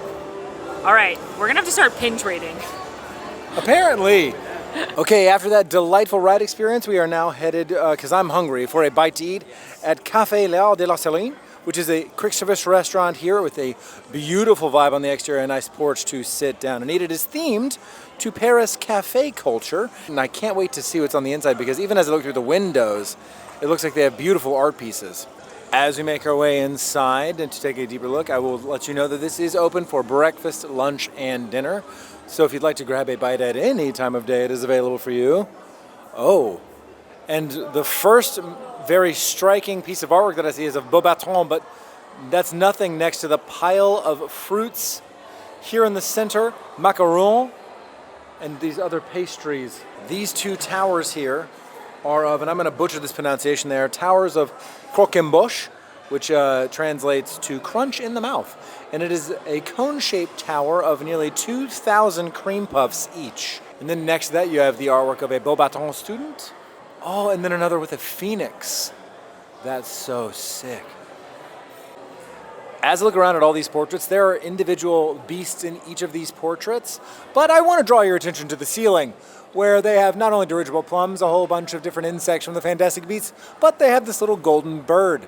Yeah, that's called a golden snidget, and you might be thinking to yourself, Self, that sounds a whole lot like snitch, and there's a reason for that. Before the golden snitch was invented, the seekers used to try to catch the golden snidget. Now that's had one major problem. It results in the death of the bird. So in order to reduce the animal cruelty, the golden snitch was invented. Oh yeah, this student has the Monster Book of Monsters, and it looks like the most beautiful basilisk on the planet. And then this Beaubatron student has a friendly bow truckle on her hat. And this beautiful witch has the Thestrals, which is so beautiful. This guy has a phoenix, an Akami, a baby dragon. Oh my gosh. This is so stunning. Oh my gosh. This is the most beautiful. This is a quick service restaurant. Let's all just remember that this is a quick service restaurant. This is so beautiful. And look, oh my gosh, look at this artwork up here. Hand painted, by the way. You've got moon calves and floopers and a demiguise and a rumpant. Oh, y'all. Taking a look at the menu, this is your more traditional French food that I've been so excited to eat. You start with a variety of pastries, different croissants. You have some beverages, including some new non-alcoholic drinks added to the Wizarding World roster, including the strawberry mint iced tea and the dirigible plum mocktail. A couple of sandwiches and soups and salads, and then you get into your traditional French dishes like beef bourguignon, chicken with the herbes de Provence, the classic roasted chicken, steak frites, quiche, some desserts, including creme brulee, and here it is, friends, the butterbeer crepe. We've all been excited to try. They also, of course, have a variety of butterbeer, including the frozen and the regular, as well as the non-dairy varieties. They have the Saison beer we had earlier, as well as a few more of the Wizarding World exclusive. Note they have the Dragon Scale here. They've got the Kronenberg as well, and a couple of wines. Also, just note, we are still in previews right now, so this could change, but the cafe did close a little bit earlier in the park, so if you do want to eat here, make sure you check the hours. Okay, so we've ordered 2 of these specialty non-alcoholic drinks to give a whirl. This is the dirigible plum mocktail. This is the lavender lemonade. Alan, you wanted to try this one? Before I try this, I do want to give a notification for how Universal has handled allergies on these mobile orders. When you're actually in the mobile order menu, you'll see at the very top there's an allergy selection. You select that and add it to the order as an item for however many folks in your group have an allergy, so that they have an idea of how many people they're going to be talking to. And then, prior to your food being prepared, a manager or chef will come out and ask you about your specific allergy and then go over your order selections with you and let you know if there's going to be any concerns or if they have to modify how they make any of those selections, which I think is a very cool way of handling allergies in a mobile order process. So with that being said, here is the lavender lemonade.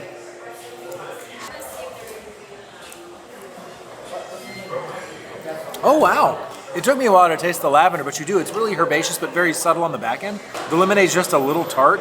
This is a very, very refreshing beverage. And the best part is, it's not very sweet. Dirigible plum mocktail. Fresh out of Luna Lovegood's house, probably. She doesn't exist yet. Don't worry about it. Well, it definitely is a pitted fruit. It reminds me more of peach than plum, but to be fair, I don't eat a lot of plums. I do eat a lot of peaches. I'm from Georgia, it's required. But it's good. It's definitely a fruit juice. I wish it was bubblier. Again, this is not the kind of thing I normally order just because it's too sweet, but it's not sickly artificial sweet, it's just a little sweet. This one kind of bangs though. So I would order this one over that one, but both are fun, and neither one is near as sweet as something like a pumpkin juice. Our food has arrived and we have a whole feast, y'all, but don't worry, we have a whole army of people here to eat it, trying a little bit of everything, starting with the baguette de dinde, which is sliced cracked black pepper turkey, apples brie, arugula topped with mustard butter and apple butter, served in a warm, crusty baguette with a side of frites. We also have the steak hache à poivre, which is seasoned chopped beet au poivre style, served with pommes frites and a house green salad. This beauty right here is a galette de tomate et fromage, which is roasted tomato, soubise, and goat cheese baked in a butter pastry. A galette is basically a savory crepe.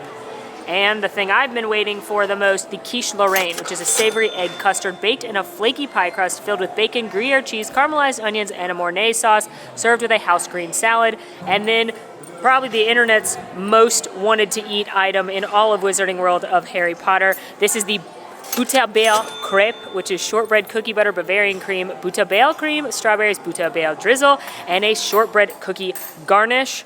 All of this looks fabulous. And again, I'd like to remind you we're in a quick service restaurant. All right, I am starting with the baguette sandwich here. It's so warm.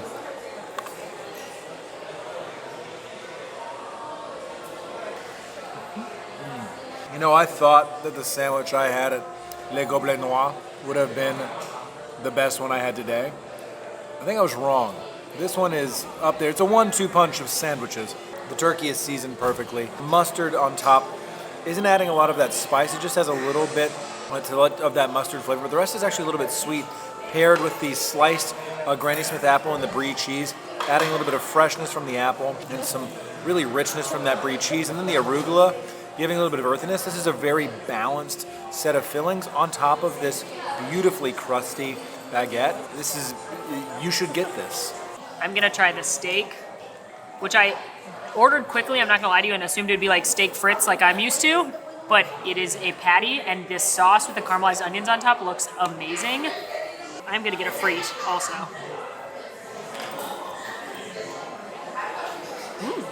Okay, capers. Whoa. Okay, so the best way I have to describe it, and it is like a very good hamburger patty with caramelized onions, capers. Seems like there's a citrus in the sauce as well. The fries are nice and crispy, and they're adding a little bit of crunch. This is not what I was expecting, but it is delicious. Let us distribute the toppings evenly across the... Oh! That just is very buttery and flaky. It just gave and fell apart. Some people will say this is too big of a bite. I will say they're just not trying hard enough.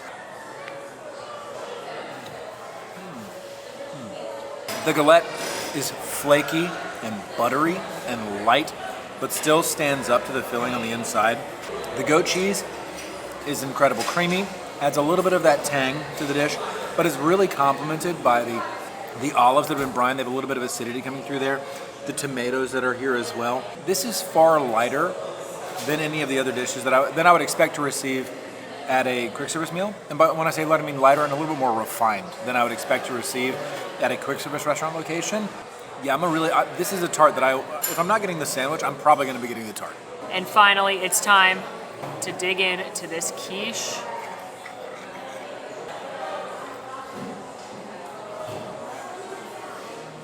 I'm so pleased to say she was worth the wait. There is so much delicious bacon in that. It's salty, meaty, delicious. And then you've got lots of that kind of nutty Gruyere cheese, and then you've got this delicious, creamy, eggy Mornay sauce on top, flaky, buttery crust. If you love quiche, this is delicious. Now, I will say the other things on the table are a little bit more unique, so maybe you'd want to lean towards them. I'm really dazzled by the sandwich personally, but this is a very good and pretty good serving of quiche. A little bit of behind the scenes for you, because Tyler Pugh is a fantastic human being. He is holding the camera so he's that Molly holding and I two can cameras get right this. now. So shout out Yeah. to the Pew 2. Check it out. Okay, so. All right, friends. It is time for the butterbeer crepe. The clamp. Are you ready? Let's get a bite. I'm worried I might have built this up too much in my head. It looks phenomenal. I'm gonna get a berry.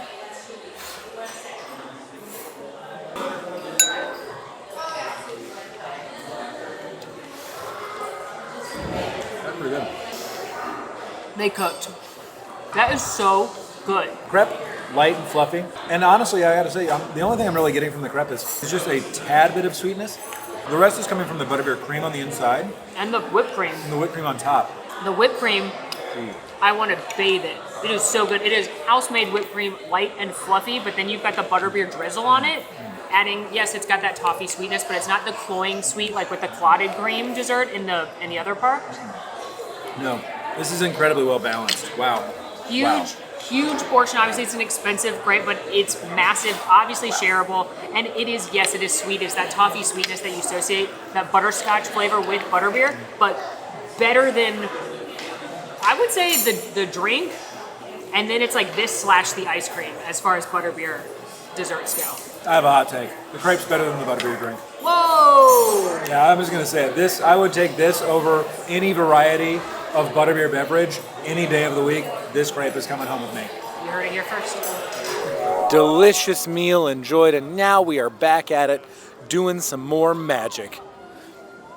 Molly is prepped and ready as always. With her incredibly efficient method of extracting her wand from her suspenders, it definitely would be quick and easy in a duel. Ready and duel. Yep, that's perfect.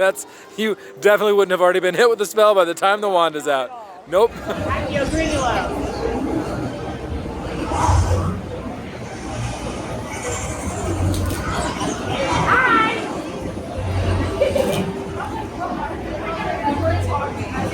Another cool bit of secret magic is that Grindilo, he's not necessarily happy he's being summoned, but he does try to get you wet, and now Molly is looking shocked by something.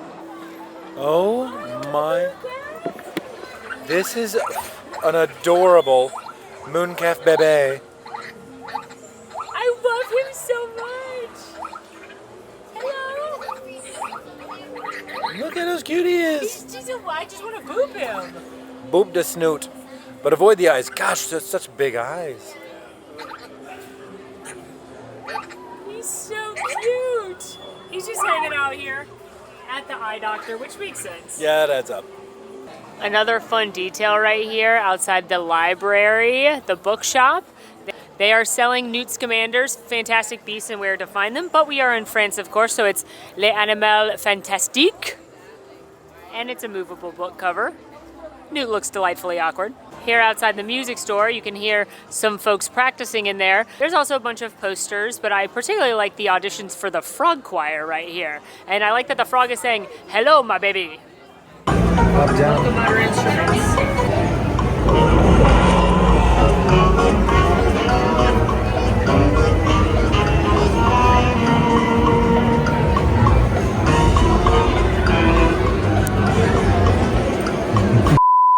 Now, it wouldn't be the Wizarding World of Harry Potter without Butterbell, and yes, we did have the crepe, and yes, you can get the drinks inside the restaurants, but there is also the Butterbell cart here, which the circus brought to town with it. So it's parked right here in the middle of the street. Here you can get the classic as well as the frozen bière to beer. They don't have the hot, they don't have the non-dairy, but if you want to just pick up a butter beer, you can do that right here. You can even get it in a signature Ministry of Magic stein. But we have a different spot in mind for a drink that we have not had before. That's right, we are headed to Bar Moonshine, which is located right across from the French Ministry for Magic, which I guess makes sense. If you've got traveling folks from the United States who want to come and visit a Quidditch bar, this is where you go. It is a bar américain, and it is where you can root for your favorite Quidditch teams, or maybe if you are an Ilvermorny alum, sit down and reminisce about the old days. I will say, throughout the day, this has been very popular, often with lines extending out the door. So I will say, if this is something you want to prioritize, keep an eye out, wait for the lines to not be as long.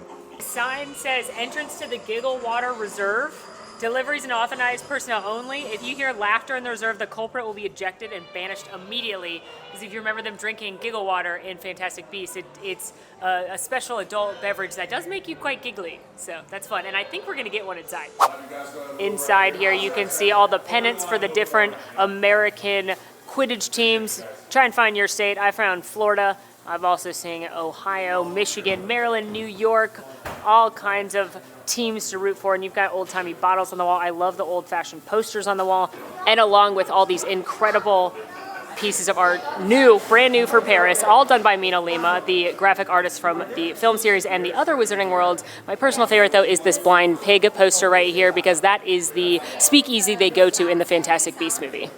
But let's take a look at why you're here, the menu. So there are a variety of specialty cocktails here, as well as some of the Wizarding World beers and some other beers. This is also where you're going to get fire whiskey. They have a couple of wines. Of course, we are in France.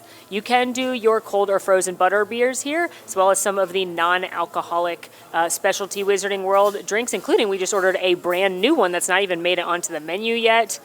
Now, these cocktails are made to order, but as of right now, it is not a regular bar where you can just get anything you want or do substitutions. They are right now just making the on-the-menu drinks, but just telling you that so you know they are making them all by hand, so patient pants.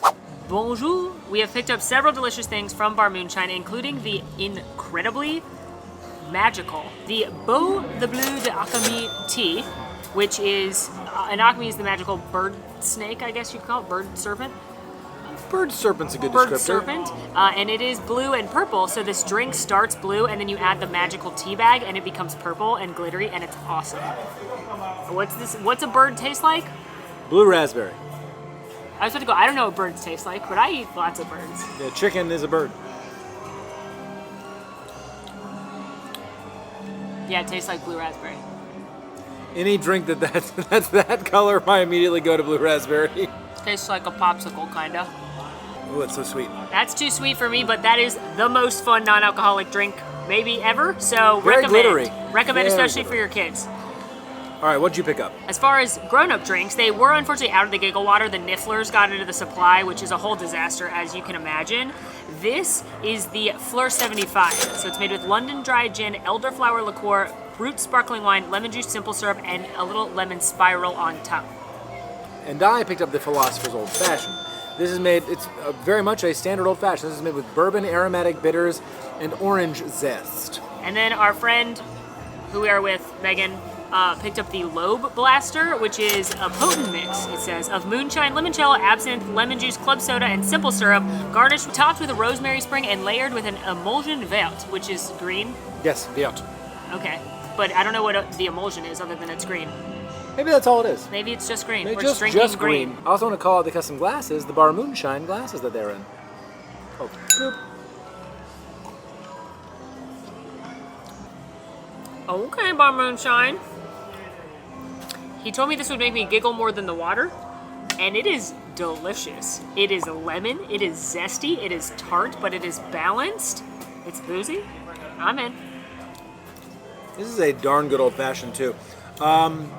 You're gonna really enjoy that. Let me say, I've been, due to allergies, having a bit of a sore throat. That is just the ticket. That is a stellar old fashioned. We did ask him to go a little bit lighter on the sweetness on these, and he was able to do that, but I'm shocked at how good this old fashioned is. This is not for the faint of heart. It is not sweet at all. No, it's very bourbon forward, followed by a little bit of those aromatic bitters. Yeah.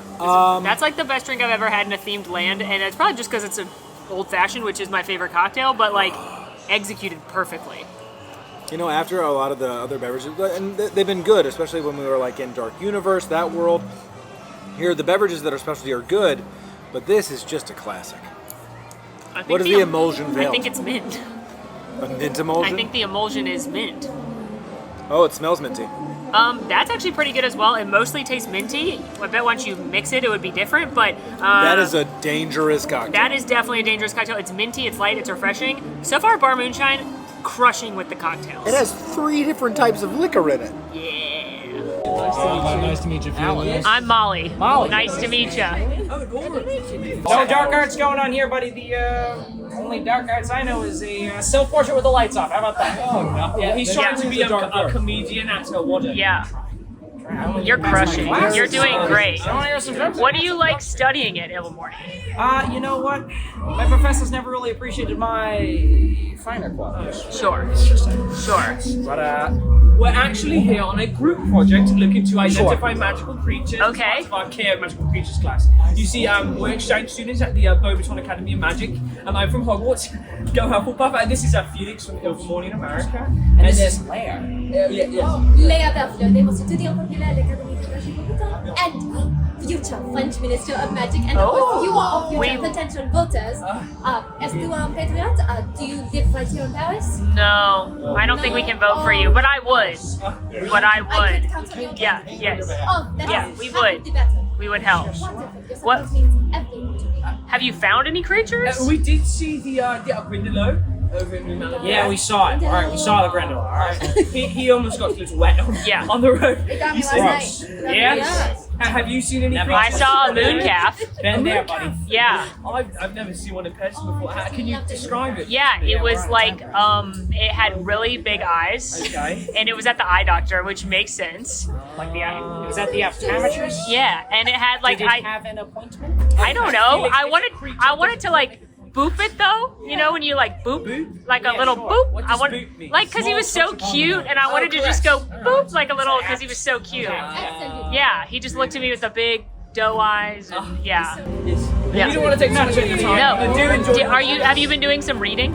Well, I mean, I've read Fantastic Beasts and Where to Find Them. I'm so sorry. 9 times. I saw it in the bookshop. I saw Newt's portrait on the book. Yes, Newt and Artemis. Fido. Scamander. Most people say Newt Scamander, but it's Newt Artemis. Yeah. He was a Hufflepuff too. Is he your hero? Well, I want to be a mad zoologist myself, like Newt. Yeah. So, yes, outside of this reading, I've also been doing a little bit of reading here. Take a look real quick. Yes, you see. Oh, no, you don't do that. Leave him be. Leave him be. It's quite right. No, it's the Monsters Book of Monsters. Oh! Yes. Well, I knew one student who grabbed it from their bag too fast. After munching on one too many Cornish pasties, he reached his scrubbing fingers into the bag and, well, the book nearly ripped his whole hand right off. Oh. Yeah, he had to stay in the hospital while drinking Skelligro for a whole week. It's but enough of my blabbering. What if I pet it nicely? Can I see it? Well, you are a Hogwarts student. Yeah, I'm trustworthy. Yes. Shall we trust it? The last part was. All right. Yeah, you should hold this for a second. All right. Yeah. Speak out. All right. Oh. I was sent here by you. Yeah. All right. All right, you want to be very careful, all right? Just, all right. Be very. I'll just be very gentle. Just on the spine now. Good. There you are. Yeah. Hold on, it's looking at me. Okay, you done? Okay. Yeah. All right. Put it. All right. Good night, sweet dreams, sweet dreams. Gross. Right. You did it. You did it. Yay! At this point, we've done everything in the world, and now we're just waiting for night to fall, because I do think some of the spells are going to be even cooler at night. Plus, obviously, we want to see all the worlds at night. But doing a little exploring back in the extended queue of Le Cirque Arcanus, and we have found a veterinarian's office right here. And you can see they've got, they are part of the fraternity of the Hippogriff, which I'm going to assume is a society for veterinarians. And if you look at all their different products, you've got like scale sap or beak balm or shell shiner. So just any product you might need to take care of your magical creatures. And then we also have a tarot card reader here. And if you look in her window, she's got magical, mystical things such as a prophecy and tarot cards, as well as a certain teacup that may look familiar if you've seen Harry Potter and the Prisoner of Azkaban. It's the Grim! You like my design? This was my first design. Oh. Yes. It's beautiful. Of course it is, though. Of course it is. Yes, it has served me well, and it inspired me to become a wand maker. And now, of course, I have my own shop. I'm sure you have been there. Oh, yes. Oh, yes. But now come back, visit. Yes, admire, I will. Possibly acquire if you have not. Okay, well, with that, we've done about everything that we can here in this world. So all that's left to do, and it won't take very long, is to wait until it's nighttime. Accio nighttime. Did that work? I think Accio is more of a physical object summoning. Nighttime is I'll get it. more of like an esoteric thing. I'll get it. Yeah. Night has indeed fallen on the wizarding world of Harry Potter Ministry of Magic. Obviously the whole place looks amazing, but gonna point out a few things that look exceptionally amazing. Well, first of all, this actually isn't even a night thing, but look at those amazing shutters with the different magical creatures on them. You've got the demiguise, you got a fire crab. Those are amazing, but look at the Metro Flu. You can actually see, now that it's dark, the flu powder rising up the building, crawling like the vines. Quite possibly the coolest and definitely darkest Easter egg here in Paris is right here. Right here, this first house on the right-hand side.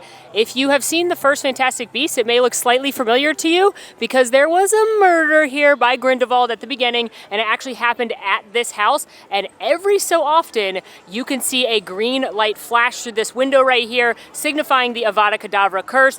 Big shout out to my friend Peter, the Potter Collector, for not only telling me about this, but also sending me his footage of it after he stood out here for like an hour trying to get it. So go follow Peter. He's awesome if you love Harry Potter content, and a very cool but very dark Easter egg. We didn't think it was possible, but the moon calf is even cuter at night. Hey, little guy. I love you. Look at your little feetsies. You are just the cutest little guy. With a really tragic backstory. Yeah, apparently one of the wizards told us that the reason he's waiting here by the door is because his parents were killed by Grindelwald and he's waiting for him to come home, and now I'm gonna cry. That's so sad. It's so upsetting. Of course, anything like the Newt Scamander book, or anytime you can see any of these illuminated moving moments, they are much cooler at night. Just in general too, with it being quieter and less people being around, you can really hear the background audio, the jazz music. The hustle and bustle of the residents here. The cars, like it's just, it feels alive even though there's not many people that we can see. Yeah. It just looks so amazing. Like it of course looks amazing during the day, but being in these worlds at night, it feels very, very special and even different. Molly's 100% correct. This world is absolutely incredible at night.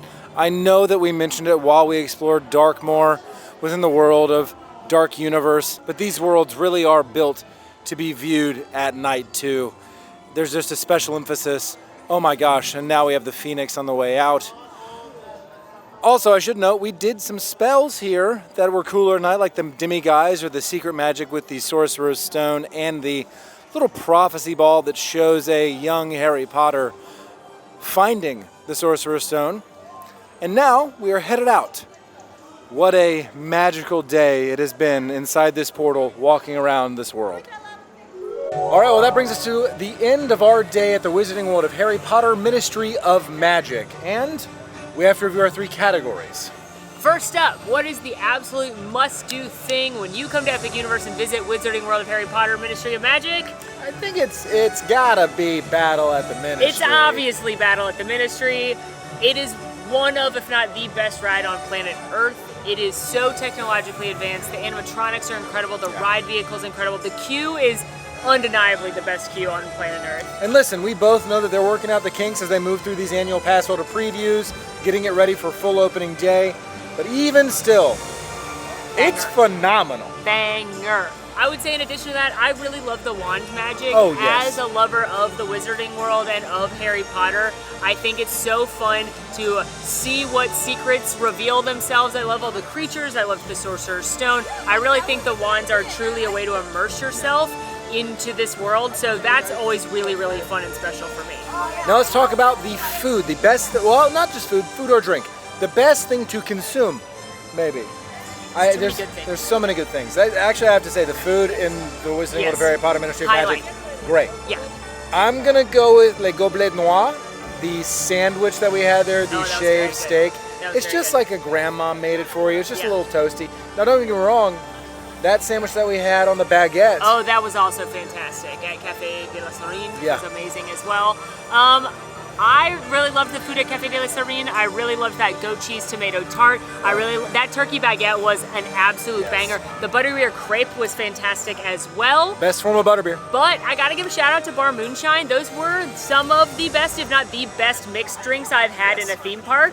So shout out to that team. And finally, the category where we're not saying anything bad about this, but maybe if you had it one day in Universal Epic Universe, what is one thing that you could skip in this world? I'm gonna say Le Cirque Arcanus. Oh, that's what I was gonna say. It is a beautiful show if you love puppetry and if you love the Fantastic Beast creatures. However, if you don't, or you don't have a lot of time, or there's a long line for it, I do think that is something that you can bypass in favor of seeing some other entertainment throughout the park or interacting with some of the entertainment here. I know I keep wand getting just smacked. I enjoyed the musicians more, interacting with the students. Le Cirque Arcanus is amazing, and hats off to the team for the technology and puppetry Fantastic there. entertainment. But I think if you've got one day, it's a chunkier day you maybe don't need to spend if you're not a diehard Fantastic Beasts fan. And with that, we have done everything in the Wizarding World of Harry Potter Ministry of Magic. It is truly a wonderful portal and a great addition to the Wizarding World areas they have here at Universal Orlando. We will have the rest of the portal guides for you soon, but in the meantime, you can check out Dark Universe if you haven't already. And until next time, friends, please be sure to like this video, subscribe if you are new, follow us on all of our socials, and come join us on Discord. We would love to have you there. The links for all that are down below. And until next time, friends, I'm Molly. And I'm Alan. And it has truly been magical. One of us was much more efficient at that. Goodbye.